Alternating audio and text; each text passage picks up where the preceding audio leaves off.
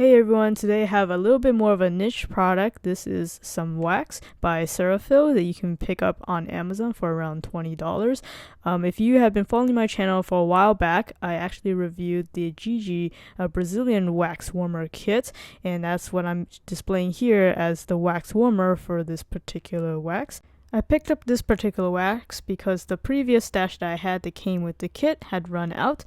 Even though the Brazilian wax by GG did its job, I found that sometimes it was a little bit too harsh and it was really difficult to get the right consistency, and it also wasn't particularly great on like larger surfaces like your legs or when you have a little bit thinner and less dense areas of hair. So that really started my search looking elsewhere for maybe a better wax formula, and this really fit the bill. Thus far, I've used it quite a few times at various areas and on different types of hair, and I found it to be quite effective in removing hair in all of those areas. So it really does live up to the expectation of being able to apply this wax pretty much anywhere on your body. From your pits to the bikini area, your legs, your arms, and maybe even your eyebrows if you're that bold. And the best part about it is it's pretty much pain-free as long as you apply it properly, and it's actually pretty user-friendly compared to the other wax that I've tried before.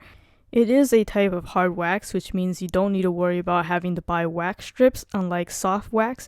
And basically the way to apply it is first you have to warm it up to a good somewhat viscous consistency. It kind of feels a little bit like syrupy consistency. So if it's a little too runny, that means it's too hot. You need to let it cool down a little bit. And if it's a little bit too immobile, then that means you need to heat it up a little bit more. It just takes a little bit of trial and error to get the right consistency. But generally, if you get that syrupy viscosity, you should be good to go. You can always test it on, say, your wrist or something to feel like if it's too hot for you or not.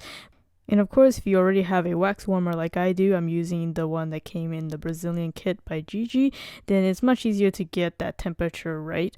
The style I have here is, of course, the tin one. You can buy it in the bag style. That just means you have to provide your own container or vessel to hold it, and then you would probably just microwave it to get it all heated up.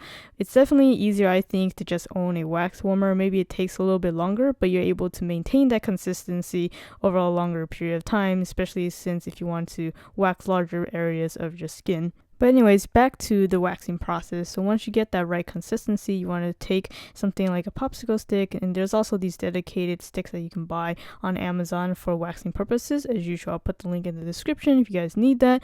But you just go ahead and get a little good of a glop on one side, and then you just smoothly apply it in the direction of the hair growth. So if your hair generally grows downwards, you want to apply it in that direction. So for example, I'm just applying that here on my pits, so it's really easy to see. So I'm applying it downwards, and then I always leave a little bit extra wax at the very end, so it's easier for me to peel off later. So it takes maybe 2 minutes or so to let it cool off a little bit. You just need it to be cool enough so that the wax won't stick to your fingers when you try to remove it. But once it's sufficiently cool, you just take the end of the wax and then pull it from the opposite direction of hair growth. So in this case, it's going to be from the bottom, and in that way, it'll pull the hair out from its root. And now you can see it was very effective in removing the hair in that area. Hard wax is generally more suitable for areas where your skin is not as taut, so your pits, the bikini area, your eyebrows, your mustache area. But that's not to say that it won't work on your arms and legs as well. It's just not as effective, especially if you have a little bit thinner and more sprout out hair like I do. But once again, I apply it in the direction of hair growth and then remove it in the opposite direction. And you can see by the wax strips remaining that it is able to still pick up a few loose hairs there. But you can see all the little white stuff on it, and that's all the dead skin cells that it also picked up. But that's the extent of how much this wax picks up. It's not going to rip off your skin or anything like that.